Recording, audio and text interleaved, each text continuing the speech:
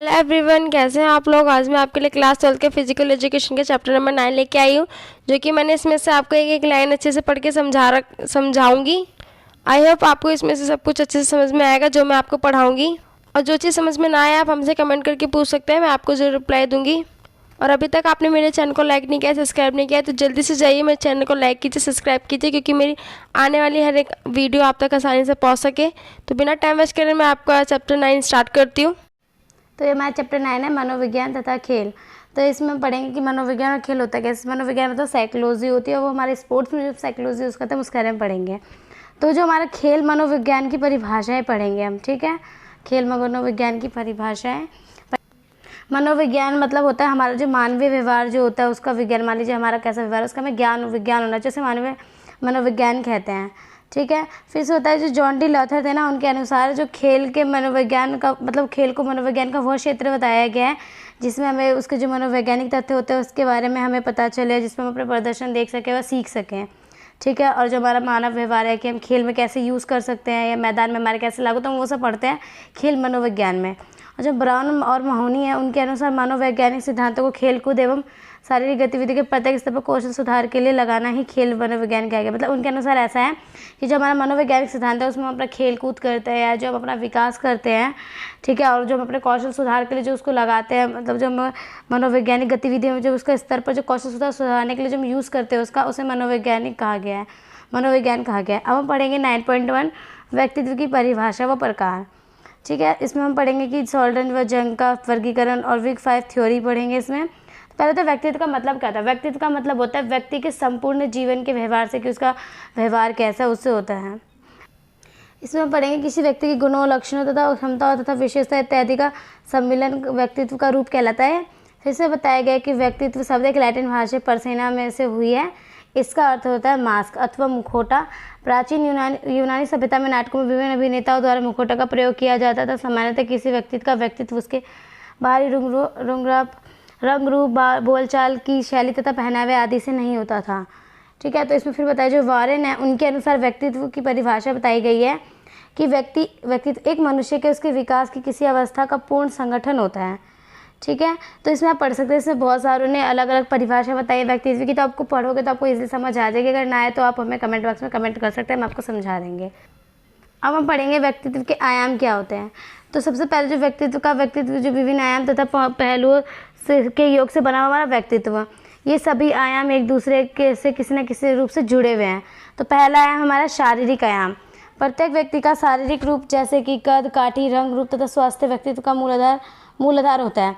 ऐसे व्यक्ति की और जल्दी आकर्षित होते हैं। मान लीजिए किसी का कद काठी अच्छा सुंदर है दिखने में, तो हम उसकी ओर बहुत ज़्यादा जल्दी आकर्षित होते हैं। तो उसका पहला आयाम हो गया। फिर मानसिक आयाम। मानसिक आयाम का तात्पर्य होता है व्यक्ति की मानसिक तथा बौद्धिक जो क्षमताएं होती है उससे होता है। इससे क्या होता है कि जैसे व्यक्ति के व्यक्तित्व की असल पहचान उसकी मानसिक तथा बौद्धिक क्षमताओं से होती है कि उसका व्यक्तित्व कैसा है, वो अच्छा है या मतलब वो कैसा है, वो ज़्यादा तेज है। मान लीजिए कोई व्यक्ति है, उसका मानसिक और बौद्धिक हम पढ़ेंगे। अगर मान लीजिए कि उसका मानसिक थोड़ा कम हो तो हम कहेंगे कि हाँ ये व्यक्ति ऐसा है, इसका व्यक्तित्व वैसा हो सकता है। तो अब आप इसके उदाहरण देख सकते हैं, जैसे मान लीजिए चिंता हो गया, अंतर्ज्ञान, तर्क, कल्याण की भावना आदि उसके बौद्धिक क्षमता के प्रतीक होते हैं कि हमारी बौद्धिक क्षमता कैसी, उन सबके प्रतीक होंगे ये। फिर हम पढ़ेंगे सामाजिक आयाम। मनुष्य एक सामाजिक प्राणी है। हमें पता है कि मनुष्य एक समाज से जुड़ा हुआ है। तो इसमें ये बताया गया समाज और व्यक्ति एक दूसरे से पूरक होते हैं, इसलिए व्यक्ति तथा समाज को अलग नहीं किया जा सकता है। समाज के बिना मनुष्य का कोई अस्तित्व नहीं और मनुष्य के बिना समाज का कोई अस्तित्व नहीं हो सकता है। उसका बोला है कि अपने अपने समाज की मान्यता एवं परंपराओं के अनुसार ढालने की क्षमता भी व्यक्ति के व्यक्तित्व को काफ़ी हद तक प्रभावित करती है। जैसे मान लीजिए कि हमारा समाज जैसा हम उसके हिसाब से ढलते जाते हैं, उससे हमें पता चलता है कि हमारा व्यक्तित्व है कैसा।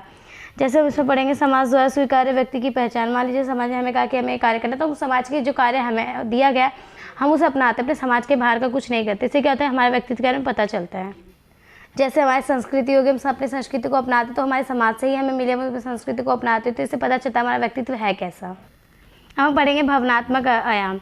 व्यक्ति में भावनात्मक में स्थिरता व्यक्तित्व का अभिन्न अंग होता है। भावनात्मक स्थिरता से तात्पर्य व्यक्ति का भय, क्रोध, घृणा, अवसाद, दुख, ईर्ष्या, द्वेष जैसी विभिन्न भावनाएं पर पूर्ण नियंत्रण होता है। जैसे मान लीजिए कि हमारी भावनात्मक आयाम क्या होती है कि हम अपनी भावनाओं पे कंट्रोल करके रखते हैं, अपनी किसी भी भावना को ज़्यादा होने की। जैसे मान लीजिए हम डर को नहीं ज़्यादा बढ़ने देते, क्रोध को भी ज़्यादा हम नहीं कहते, हम कंट्रोल करके रखते हैं। ये हमारा क्या कहलाता है भावनात्मक आयाम। भावनाओं पर नियंत्रण करना अच्छे व्यक्तित्व का पहचान होता है। अगर हम अपने भावनाओं पर नियंत्रण कर लेते तो हमें पता चलता है कि हमारा अच्छा व्यक्तित्व है। और अपने भावनाओं पर नियंत्रण ना कर पाए तो सभी को लगता है कि हाँ, हमारा व्यक्तित्व उतना अच्छा नहीं है जितना होना चाहिए। जैसे इसमें बताया गया है कि उत्तेजित जो खिलाड़ी होता है वो बहुत बार जीत गया, तो कई बार खिलाड़ी उत्तेजित होकर अपने साथी खिलाड़ियों और अधिकारियों पर चिल्ला पड़ते हैं। ऐसा करने से वो अपनी भावनात्मक अस्थिरता का प्रदर्शन करते हैं, जिसके कारण उनके व्यक्तित्व पर नकारात्मक प्रभाव पड़ता है। अब हम पढ़ेंगे व्यक्तित्व के प्रकार। व्यक्तित्व कितने प्रकार के होते हैं। फ्रीडमैन एवं रोजरमैन ने मनोसामाजिक कारकों के आधार पर व्यक्तित्व का वर्गीकरण निम्न प्रकार से किया गया है। पहला, ए प्रकार का व्यक्तित्व। इस प्रकार के व्यक्तित्व वाले व्यक्ति अधिक उत्तेजनशील होते हैं, जिसके कारण अक्सर वह उच्च रक्त दबाव, हाइपरटेंशन जैसी समस्याओं से घिरे हुए रहते हैं। ऐसे व्यक्ति अत्यधिक स्पर्धा करने वाले होते हैं और हर समय किसी न किसी काम में व्यस्त रहते हैं। इस प्रकार के व्यक्ति क्रोध, ईर्ष्या, आक्रामकता के कारण जल्द ही परेशान हो जाते हैं। इसलिए ऐसे व्यक्तियों में हृदय संबंधी बीमारी की संभावना होती है। इसमें बताया गया कि जो ए प्रकार का व्यक्ति होता है वो अपनी जो उसकी भावनात्मक आयाम होते हैं उस पर उतना कंट्रोल नहीं करता, और ये क्या होता है कि वो तो उत्तेजनशील होता है। हर कार्य को करने के लिए मतलब इन्हें होता है कि हमें कार्य करना, और ये हाइपर टेंशन के भी हो जाते हैं। हाइपर टेंशन से समस्या जो होती है उस समस्या से घिर जाते हैं, और ये बहुत ज़्यादा स्पर्धा करते हैं, कॉम्पिटिशन वाले व्यक्ति होते हैं, और ये हर काम में बिजी रहते हैं हमेशा ज़्यादातर। और ये जो इनका गुस्सा, ईर्ष्या, ये सब होता है, इन सब के कारण ये बहुत जल्दी परेशान हो जाते हैं। और ये जो हृदय बीमारियाँ होती है, संबंधित बीमारी होती है, उससे ये लोग अधिक वो होती है, हृदय संबंधी बीमारी से प्रभावित हो जाते हैं। फिर हमारे बी प्रकार का व्यक्तित्व कैसा होता है। इस प्रकार के व्यक्तित्व वाले लोग सामान्यतः अधिक शांत रहने वाले तथा सहनशील होते हैं, इसलिए इसे कोई भी तनाव होने पर जल्दी से क्रोधित नहीं होते हैं और अपने जीवन में से संतुष्ट रहते हैं। ऐसे व्यक्ति काम धीरे धीरे करते हैं और उपलब्धियों से आनंद प्राप्त करते हैं। इस तरह के लोग अपनी भावनाओं को औरों के सामने व्यक्त नहीं कर पाते हैं तथा अपने जीवन में अधिक चीज़ों के लिए ज़्यादा इच्छुक नहीं होते हैं। जीवन में एक सफल व्यक्ति के रूप में जाना जाता है। इस तरह के व्यक्ति लेखक, जज, कंप्यूटर प्रबंधक, अभिनेता, प्रोफेसर आदि बनना पसंद है। तो ये इजी था, आपको इसलिए समझ आ गया होगा। तो हम नेक्स्ट करते हैं सी प्रकार का वर्गीकरण। इस प्रकार के व्यक्ति, तो हम पढ़ेंगे सी प्रकार का व्यक्तित्व। इस प्रकार के व्यक्ति सुस्त, निष्क्रिय, निराशित, चिड़चिड़े तथा नकारात्मक सोच वाले होते हैं। ये अपनी भावनाओं को दबाकर रखने वाले होते हैं तथा कई बार अपनी ज़रूरतों को भी नकार देते हैं। इस प्रकार के व्यक्ति अपनी भावनाओं को व्यक्त करने में असमर्थ होते हैं। ऐसे लोगों को कैंसर होने का डर होता है। तो हम पढ़ेंगे डी प्रकार का व्यक्तित्व। इस प्रकार के व्यक्ति अपनी भावनाओं को हमेशा दबाकर रखते हैं, इसलिए ये अपने जीवन में अधिक कष्ट सहन करते हैं तथा इस प्रकार के व्यक्तियों को डिप्रेशन व हृदय संबंधी बीमारियां होने की संभावना भी अधिक होती है। ऐसे व्यक्ति अपना जीवन अच्छे से व्यतीत नहीं कर पाते, हमें तनाव, चिंता, क्रोध एवं मनोवेगों से ग्रस्त रहते हैं, इसलिए इनका जीवन काल छोटा होता है। तो ये आपने भी हमने जो पढ़ा इंपॉर्टेंट है, कभी पेपर में आ सकता है, तो आप इसे पढ़ने की कोशिश करें और समझने की भी। ठीक है, इसमें से पेपर में क्वेश्चन आ जाएगा कि जैसे आप बताइए कि सी प्रकार के व्यक्तित्व कैसा था, या फिर क्वेश्चन आ जाएगा कि ए प्रकार के व्यक्तित्व और डी प्रकार के व्यक्तित्व में अंतर बताइए। इस टाइप के क्वेश्चन देके आपको मतलब कंफ्यूज कर सकते हो, तो आप कंफ्यूज ना होकर इसे अच्छे से पढ़िए और समझिए। अब हम पढ़ेंगे सेकंड। विलियम सोल्डन ने शारीरिक गठन के आधार पर व्यक्तित्व का वर्गीकरण किया। इस वर्गीकरण को देह आधारित वर्गीकरण का कहते हैं। यह हम सभी जानते हैं कि सिर्फ देखकर हम किसी के व्यक्तित्व की पहचान नहीं कर पाते हैं, पर कुछ खास पहलुओं को ध्यान में रखते हुए वह विलियम सोल्डन ने व्यक्तित्व को शारीरिक बनावट के आधार पर वर्गीकृत किया है। विलियम सोल्डन एक अमेरिकन मनोवैज्ञानिक थे जिनका जन्म नवंबर 1898 में हुआ था। शेल्डन व्यक्तित्व का अवलोकन, न्यू सिद्धांतों का निर्माण करने वाले प्रथम मनोवैज्ञानिक बने। शेल्डन का वर्गीकरण 1940 में मानव की शारीरिक बनावट पर आधारित है और दूसरा भावनाओं, रंग, रूप व शक्ल पर केंद्रित है। शारीरिक बनावट के आधार पर शोल्डर ने व्यक्तियों को 3 भागों में वर्गीकृत किया है। पहला है एंडीमॉर्फी, मोसर्फी, मैसोमॉर्फी या एक्टोमॉर्फी। पहला है गोलकृतिक यानी कि एंडोमॉर्फी। 2 नाम दिया, एक ही नाम है, कभी भी कोई क्वेश्चन कंफ्यूज कर देगा आपको। जैसे बोलेगा गोलकृतिक बताइए, फिर एंडोमॉर्फी, तो कंफ्यूज मत होइएगा, दोनों एक ही है। ऐसे व्यक्तियों के शरीर की बनावट नाशपाती जैसी होती है।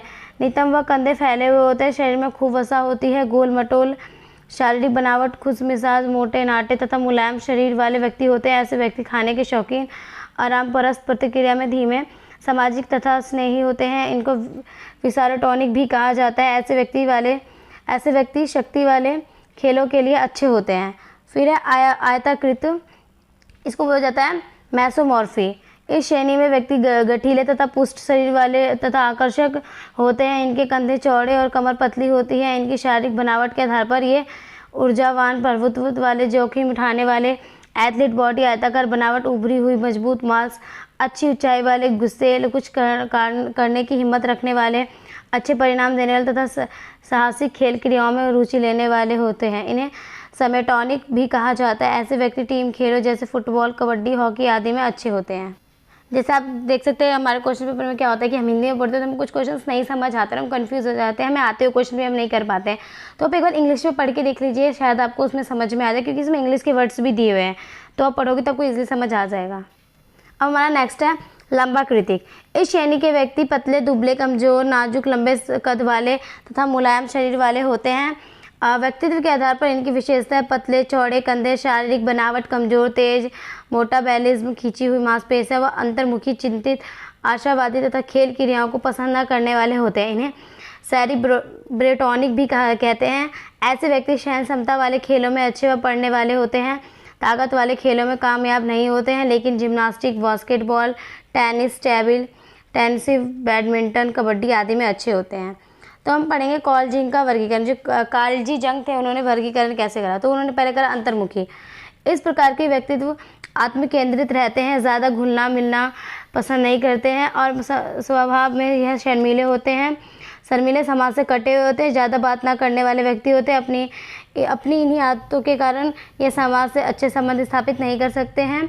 ऐसे व्यक्ति आसानी से किसी भी बात पर विश्वास नहीं करते हैं। ये कमज़ोर, आत्मविश्वास से उदासीन, शांत व निराशावादी होते हैं। फिर हम पढ़ेंगे बहिर्मुखी व्यक्ति। ये दिलखुश होते हैं तथा वर्तमान में जीने वाले होते हैं। ये अपने विचारों को सबके साथ साझा करते हैं। ये इसमें पढ़ सकते हैं कि जो अंतर्मुखी था बिल्कुल उसका विपरीत है। इसमें जो अंतर्मुखी में लोग नहीं करते थे, इसमें वही कर रहे हैं। तो आप पढ़ेंगे तो आपको समझ आ जाएगी। हम पढ़ेंगे उभयनिष्ठ। इस तरह के व्यक्ति क्या होते हैं, तो कुछ अंतर्मुखी होते हैं, कुछ बहिर्मुखी होते हैं। इनमें दोनों के गुण होते हैं। तो आप पढ़ेंगे तो आपको समझ आएगी, इसमें कुछ भारी तो है नहीं। शरीर के 4 देह द्रव्यों के आधार पर व्यक्तित्व का वर्गीकरण किया गया है। पहला आशावादी तथा हंसमुख, दूसरा है चिड़चिड़े, तीसरा निराशावादी तथा दुखी और चौथा है शांत। व्यक्तित्व का विग 5 लक्षण सिद्धांत है। इसमें बोला गया कि इस सिद्धांत के अनुसार किसी भी व्यक्ति को आंकने के लिए 5 लक्षणों को आंकना चाहिए। इन्हें पंचकारक मॉडल भी कहते हैं। क्वेश्चन कभी आ जाए कि पंचकारक मॉडल क्या होता है, तो आप ये पढ़ेंगे तो आप इन दोनों को कंफ्यूज कर देगा, तो आप यही लिखिएगा। ये फिर क्वेश्चन दे दे व्यक्तित्व का 5 लक्षण सिद्धांत बताइए, तो आप कंफ्यूज मत होइएगा, दोनों एक ही है। फिर बताया गया कि इन पंचकारक मॉडल का वर्णन रॉबर्ट मैर्को तथा पॉल कॉस्टर ने किया था। इस मनोवैज्ञानिक के व्यक्तित्व के लक्षणों पर गहन अध्ययन किया गया। इनका अध्ययन व्यक्तित्व को प्रभावित करने वाले 5 लक्षणों पर आधारित है। इन लक्षणों को बाद में बिग 5 थ्योरी के नाम से जाना गया था। बिग 5 लक्षण सिद्धांत के अनुसार व्यक्तित्व के लक्षण है। बहिर्मुखता।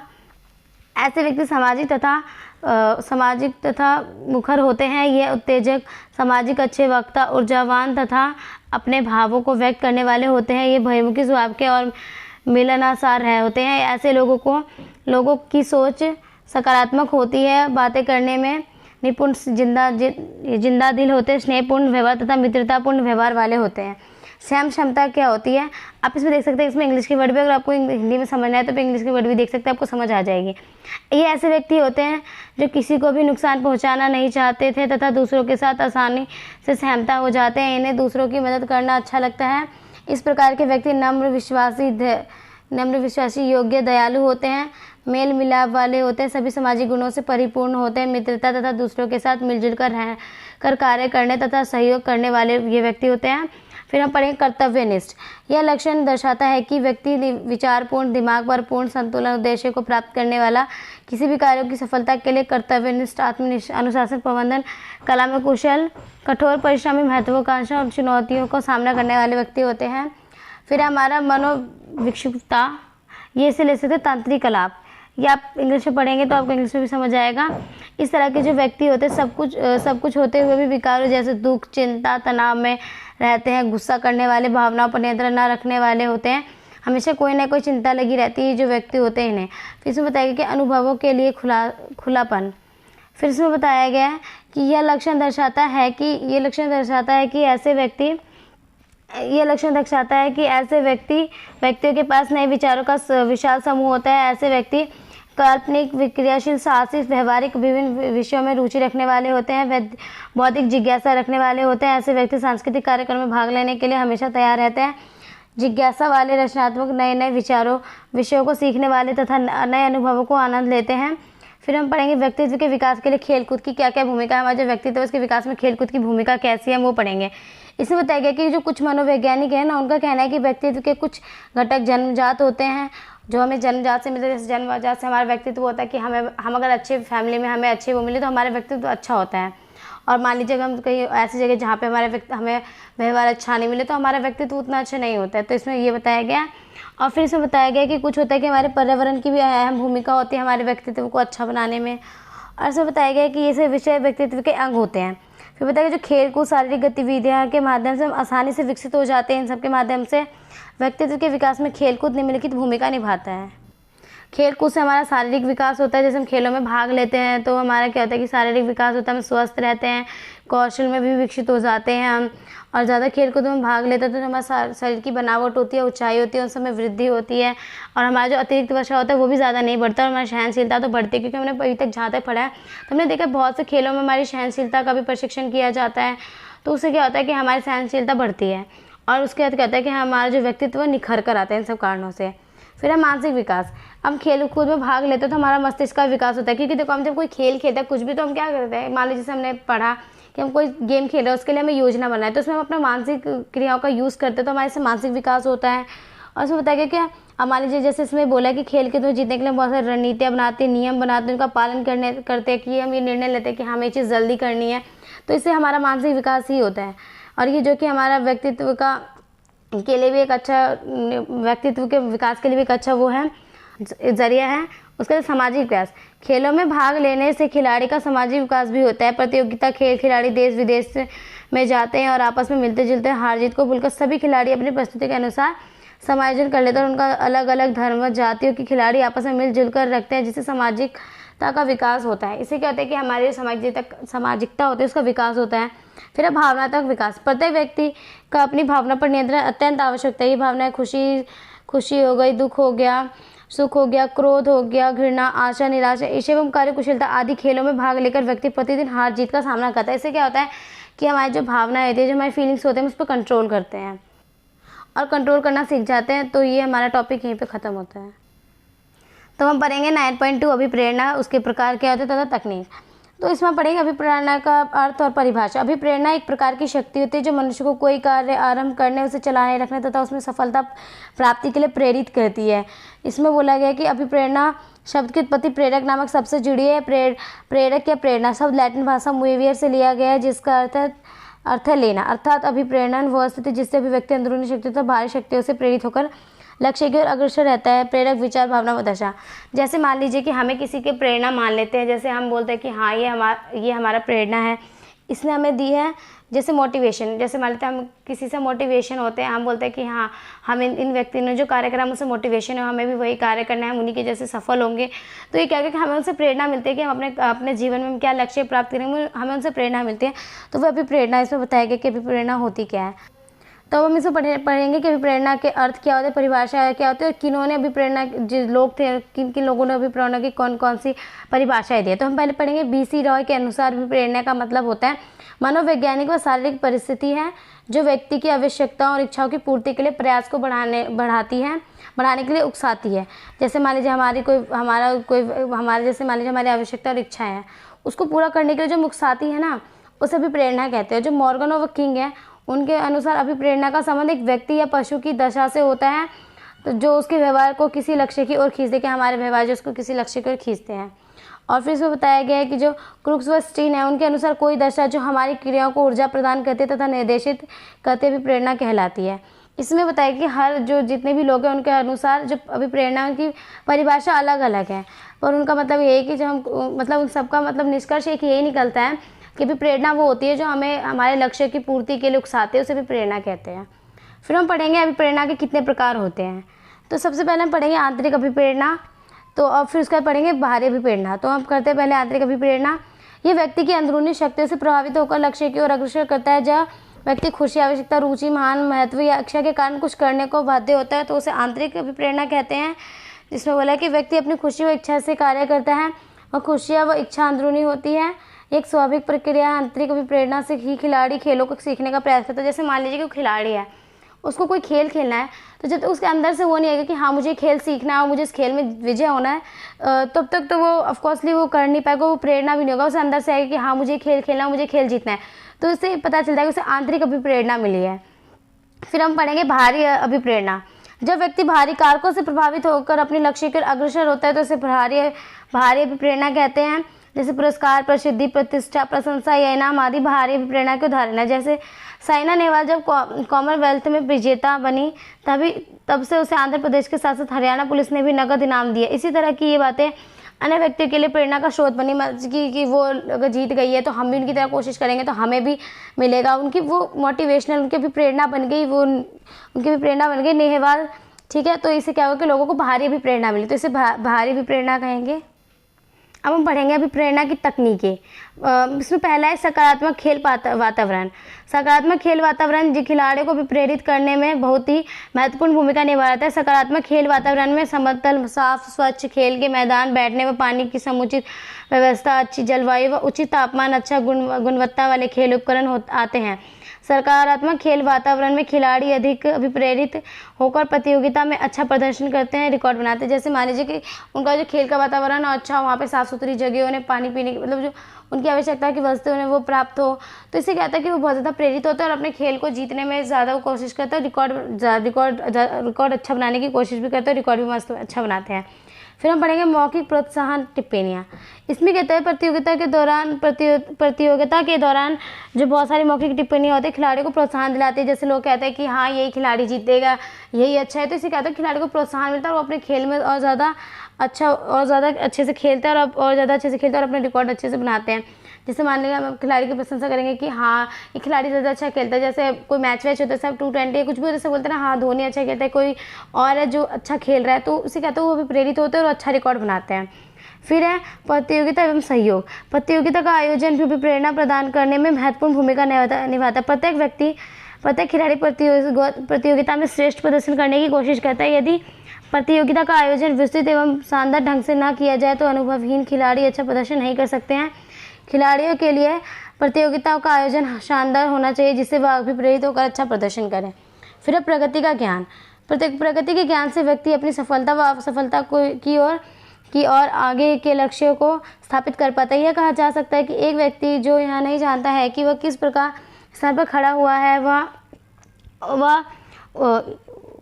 अपने लक्ष्य तक नहीं पहुँच पाया, इसलिए व्यक्ति को अपने परिणाम में प्रगति का ज्ञान होना जरूरी है। क्योंकि प्रगति स्वयं ही एक स्वरूप होती है। नियमित प्रगति निश्चित रूप से खिलाड़ी को और अधिक व अच्छा करने के लिए अभिप्रेरित करती है।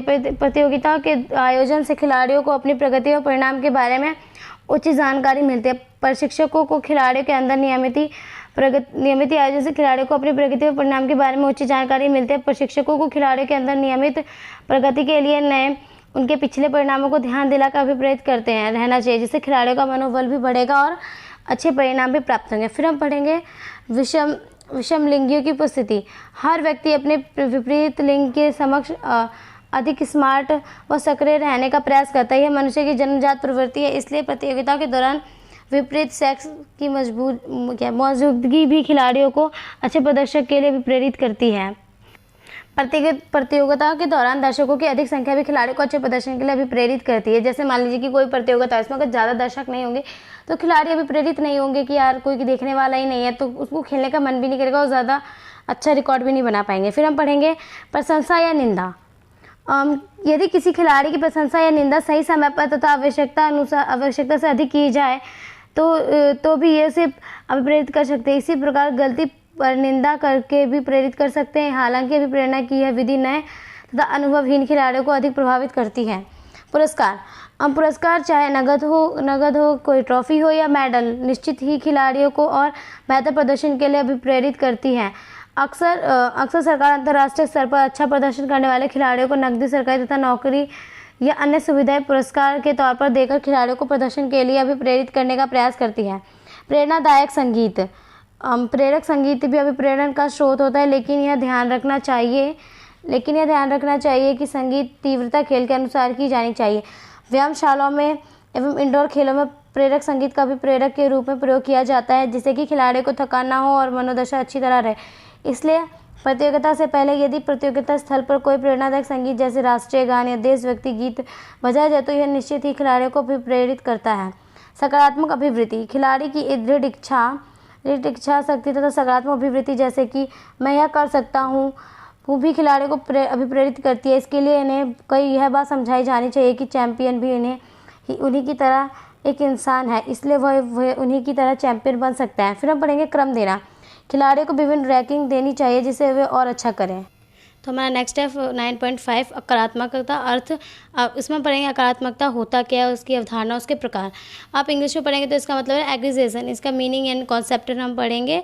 अगर पेपर में क्वेश्चन आ जाए अकारात्मकता क्या होती है कुछ भी, तो अपना हिंदी में कम समझ आने के चांस है, तो आप इंग्लिश में समझने की कोशिश करिएगा। तो इसमें बताया गया है कि अकारात्मकता जो थी उसकी परिभाषाएँ दे रखी है। तो इसका मतलब बताया गया है कि जो हमारा एक व्यवहार होता है उससे बताया गया जिसमें हम अपने लक्ष्य को प्राप्त करने के लिए जिन व्यवहारों का प्रयोग करते हैं, चाहे वो सकारात्मक हो या नकारात्मक हो। ठीक है, इसमें बताया गया जैसे मान लीजिए कि हमें कोई खेल में जीतना है, तो हम उसमें अपना सकारात्मक प्रभाव डालते हैं, सकारात्मक व्यवहार करते हैं। ठीक है, या फिर मान लीजिए हमें कोई काम कहेगा तो उसमें हमारा आक्रामकता तो होगी, बट मान लीजिए हमारा करने का मतलब हम सकारात्मक प्रभाव डालेंगे, नहीं करने का तो हम नकारात्मक कर देंगे। तो ये उसमें पता चलता है कि हमारा आक्रामकता कैसी थी। तो वह फिर हम पढ़ेंगे कि जो अकारात्मकता होती है उसको कुछ ये जो बिंदु होते हैं, ये इसकी जो परिभाषा है वो कुछ बिंदुओं को जन्म देती है। पहला अकारात्मकता व्यवहार है, गलत विचारों पर सोच, गुस्सा आक्रामकता नहीं है। मान लीजिए गलत विचार पर हम सोच करें गुस्सा, तो हमारा आक्रामकता नहीं है। ठीक है, अकारात्मकता जानबूझकर किया गया व्यवहार है, जैसे दुर्घटना में क्षति, आक्रामकता नहीं है। अकारात्मकता में हानि व चोट शामिल है, जैसे मान लीजिए कि मेरे को किसी व्यक्ति पे गुस्सा आ रहा है तो मैं उसको हानि पहुंचा दूँ, मैं उसको चोट लगवा दूँ कुछ भी, तो अकारात्मकता हो जाएगी। फिर रहता है अकारात्मकता में जीवित प्राणी शामिल होता है, क्योंकि इसमें हम ही करेंगे ना कि हमारा व्यवहार कैसा होगा, नकारात्मक होगा या सकारात्मक होगा, तो इसमें जीवित प्राणी हो गई। फिर जो वेरन और जो रिजडेंस हैं, इन्होंने जो इसकी परिभाषा बताई है, उन्होंने बोला कि किसी भी लक्ष्य की प्राप्ति के लिए अन्य व्यक्तियों को चोट पहुँचाने या उस चोट से बचने के लिए निर्देशित व्यवहार को आक्रामकता कहते हैं। मान जैसे हम कोई गेम खेला कुछ भी, तो कोई व्यक्ति क्या कोशिश करेगा हमें चोट पहुंचाने की, क्योंकि वो हमसे जीतना चाहता है, हमें चोट पहुंचाने की कोशिश करेगा, तो उससे बचने के लिए जो हम व्यवहार करेंगे वो हमारा आक्रामकता में आएगी। वो कहना इनका है। वेरन और रिचर्डसन ने ये कहा है। ठीक है, फिर उसके बाद हम देखेंगे बहुत सारे व्यक्तियों ने अलग अलग परिभाषाएं दे रखी है, पर सबका एक ही निष्कर्ष निकलता है कि हमारा जो व्यवहार कैसा हो। तो आप इसमें पढ़ेंगे तो आपको समझ आ जाएगा कि कुछ पॉइंट्स ना समझ आए तो आप हमें बता सकते हैं, हम आपको समझा देंगे। ये आपका ना मोस्ट इंपॉर्टेंट है, पेपर में पता है क्वेश्चन आ जाते हैं कि हमें इन लोगों के नाम दे देंगे और बोलेंगे इन्होंने क्या परिभाषा दी है, फिर परिभाषा दे देंगे और बोलेंगे कि ये परिभाषा किसने दी, उन व्यक्ति का नाम लिखिए और उनका ये बताइए, मतलब कुछ भी पूछ सकते हैं। तो आप इनको अच्छे से पढ़ लीजिए, आपके लिए इंपॉर्टेंट है। हम पढ़ेंगे आक्रामकता के कारण कि इसके कारण क्या क्या। पहले जन्मजात प्रवृत्ति होती है, जैसे मान लीजिए कि इसमें क्या होता है कि हम जब पैदा हमें लगे कि हमें खुद की रक्षा करनी है, हमें रक्षा के लिए प्रयोग किया जाता है। कुछ लोगों में जन्मजात हिंसक प्रवृत्ति देखी जाती है कि हाँ वो बचपन से ऐसे तो लड़ाकू लड़ने वाले होते हैं। उसके बाद ये होता है बच्चों का पालन पोषण, उनके पालन पोषण के अनुसार भी जो हमारा आक्रामकता ना निर्भर की जाती है कि उनका पालन पोषण कैसे किया गया है। जिन बच्चों को ज़्यादा शारीरिक दंड दिया जाता है वो आक्रामक प्रवृत्ति के हो सकते हैं। फिर है हमारा कुंठा के कारण भी व्यक्ति आक्रामक हो सकता है। यदि किसी व्यक्ति को उसके मूल अधिकारों से वंचित कर दिया जाता है तो उसके मन में कुछ कुंठा उत्पन्न हो जाती है। फिर हम पढ़ेंगे शरीर क्रियात्मक तंत्र। शरीर क्रियात्मक तंत्र के कारण भी आक्रामकता हो सकती है। कभी कभी बाहरी तत्व मानसिक के मस्तिष्क के उस भाग को ज़्यादा सक्रिय कर देता है जो संवेगों को अनुभव करता है। ऐसे व्यक्ति संवेदनशील होकर आक्रामक हो जाते हैं। जैसे ट्रैफिक जाम में फंसा व्यक्ति गर्मी और हॉर्न आदि से ग्रस्त होकर आक्रामक हो जाता है, मतलब परेशान हो जाता है, इरिटेट हो जाता है। खेलों में आक्रामकता के कारण, अब खेल में कैसे कारण होते हैं। पहला शत्रुतापूर्ण आक्रामक, जैसे मान लीजिए कि मुझे कोई व्यक्ति के साथ मैं गेम खेल रही हूँ और मुझे उससे लड़ाई जैसे शत्रुतापूर्ण है मेरा, तो मैं कोशिश करूँगा कि मैं कोशिश करूँगी कि मैं उसको चोट पहुँचाऊँ या मैं उससे जीतने की कोशिश करूँ, उसको किसी भी हाल में हरा दूँ, कैसे चाहे उसको चोट पहुँचा के या कुछ भी करके शत्रुतापूर्ण आक्रामक हो जाएगा। फिर हो जाएगा हमारा भ्रामक आक्रामकता यानी सहायक आक्रामकता। इसमें क्या होगा कि इसमें बोला कि भ्रम आक्रामकता और गैर आक्रामक लक्ष्यों की खोज में आक्रामक व्यवहार को दिखाया गया है। ये चुनौतीपूर्ण आक्रामकता में के रूप में जाना जाता है। इसका क्रोध से कोई लेना देना नहीं होता है। इस तरह की आक्रामकता का संबंध खेलों से होता है। दूसरे शब्दों में कहते हैं व्यवहारिक आक्रामकता का वह आक्रामकता होती है जो धन, प्रशंसा, दूसरों का ध्यान व जीत हासिल के लिए की जाती है। इस आक्रामकता के कई मामले में देखा गया है कि एक एथलीट अपने प्रतिद्वंदी को घायल करने का इरादा रखता है, लेकिन उसको सबसे बड़ा लक्ष्य प्रतियोगिता को जीतना होता है। उदाहरण के तौर पर एक रग्बी खिलाड़ी अपनी आक्रामकता का प्रयोग अपने प्रतिद्वंदी से बॉल छीनने के लिए करता है। वास्तव में खिलाड़ी आक्रामकता का प्रयोग प्रतिद्वंदी को चोट पहुंचाने के लिए नहीं बल्कि बॉल को वापस पाने के लिए करता है। तो इसमें बताया गया कि इसमें हम किसी को चोट नहीं पहुंचाते। तो कहीं आप कन्फ्यूज़ होकर ये ना लिख दें कि हाँ इसमें चोट पहुंचाने की होती है, तो ये मत लिखिएगा, नहीं तो आपका आंसर गलत हो जाएगा। क्योंकि क्वेश्चन में आएगा कि आपको क्वेश्चन में मान लीजिए पूछ लेगा बाहर में आक्रामकता क्या होती है, तो पता चला आप शत्रुतापूर्ण का परिभाषा लिखा है, तो आप ये मत करिएगा। इसमें बहुत बच्चे अधिकतर पेपर के टाइम में गलती से कर देते, तो आप ये मत करिएगा। फिर हम पढ़ेंगे मुखर या मुखर व्यवहार सशक्त। मुखर व्यवहार में विभिन्न प्रकार का आक्रामक व्यवहार है। इसमें किसी उद्देश्य को प्राप्त करने के लिए वैध, भौतिक व मौखिक बल का प्रयोग किया जाता है ताकि खिलाड़ी को मनोवैज्ञानिक नुकसान पहुंचाया जा सके। उदाहरण के लिए तौर पर क्रिकेट में एक बल्लेबाज को मनोवैज्ञानिक असुविधा पैदा करने के लिए उत्तेजक टिप्पणी करना होता है। मुखर व्यवहार व मुखर आक्रामकता में अपने प्रतिद्वंदी को बिना नुकसान पहुंचाए प्रभुत्व स्थापित करना होता है। कोई भी शारीरिक चोट, दुर्घटना आदि मुखर व्यवहार के कारण हो सकते हैं। वास्तव में मुखर व्यवहार 4 मानदंडों से संबंधित है, अर्थात इसमें लक्ष्य उन्मुख नुकसान का इरादा नहीं है, केवल वैध बल का प्रयोग किया जाता है। खेल के नियमों में रहकर ही मुखर व्यवहार का प्रयोग किया जाता है। अब हम पढ़ेंगे जो हमारे खेलों में आक्रामकता होती है उसको कम करने के लिए सुझाव। इसमें क्या होता है, मान लीजिए कभी कोई खेल में कोई व्यक्ति हार जाता है या हारने की स्थिति में होता है, तो क्या होता है बहुत ज़्यादा उत्तेजनशील हो जाता है और वो अपना जो आपा है वो खोने लग जाता है। तो उसके लिए सुझाव दिया गया, जो कोच, टीम मैनेजमेंट हो गया या कप्तान द्वारा खिलाड़ियों को खेल भावना के अनुसार खेलने पर जोर दिया जाता है। खिलाड़ियों में खेल के दौरान आक्रामकता को कम करने के लिए अभ्यास सत्र के दौरान आक्रामकता प्रबंधन कार्यशाला का आयोजन करना चाहिए। खिलाड़ियों के आक्रामक व्यवहार के प्रति सख्त कार्रवाई करनी चाहिए। मीडिया से जुड़े लोगों को भी चाहिए कि वह खेल के दौरान आक्रामक दिखाने वाले खिलाड़ियों को ज़्यादा महत्व दे, अपितु उसके आक्रामक व्यवहार की निंदा करें। तो ये हमारा चैप्टर नंबर 9 था, जो कि हमने आपको इसमें से एक एक लाइन अच्छे से पढ़ के समझाया है। आई होप आपको इसमें से अच्छे से समझ में आया होगा, और जो ना समझ में आया आप हमें कमेंट करके पूछ सकते हैं, हम आपको जरूर रिप्लाई देंगे। और अभी तक आपने मेरे चैनल को लाइक नहीं किया, सब्सक्राइब नहीं किया, तो जल्दी से जाइए मेरे चैनल को लाइक कीजिए एंड सब्सक्राइब कीजिए। मैं अभी आपके लिए कुछ मोस्ट इंपॉर्टेंट क्वेश्चंस भी डालूंगी, जो कि सैम्पल पेपर में से जो काफ़ी मोस्ट इंपॉर्टेंट है आपके लिए। Thank you for watching my channel.